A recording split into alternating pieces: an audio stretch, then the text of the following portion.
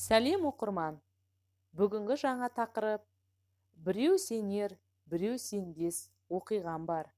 Жетімдер үйінен шыққан соң, аш-жалаңаш далада қалғанымды өзімде әсте ұмытпаймын. Балалар үйінен шыққан соң, көмек сұрар ешкімім болмады. Құдай басқа салмасын, бас сұғарға баспана таппаған адамның халін сөзбен сөйлете алмайсың. 2 айға жақын уақыт қыз басымен өңкей қайыршылармен бірге жертөледе өмір сүрдім. Тапқан көгерген нанға таласатынбыз. Мықтылығымнан шығар ешбірі маған жолай алмады. Сол сұрқай өмірден қалай болса да құтылғым келді. Біз паналап жүрген үйдің бірінші қабатында 70-ке таяған шал тұратын. Үнемі жалғыз жүретін, ешкім оны іздеп келмейтін. Соған қарап ешкім жоқ деп түсіндім.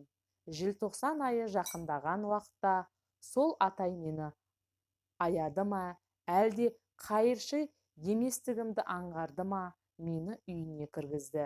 Бірге тұра бастадық. Бар тамағын жасап, кірін жуып, үйінің бар тірлігін мойныма алдым. Атамдай қарап, армандарымды айтып, бірге теледидар көріп жүрдік. Адам баласы тез бауыр басады екен. Мен де солай бауыр бастым. Бұл дүниедегі бар заттың да құны бар. Жасаған жақсылықтың да құнын сұрайтындар табылады екен. Табылды да. 1 ай өтпей әлгі шал маған жақындасуға қолқа салды. Ләжім жоқ, айтқанын көндім. Қақаған қыста далада қалғым келмеді. 70-тегі шалдың да қазір зайыбымын.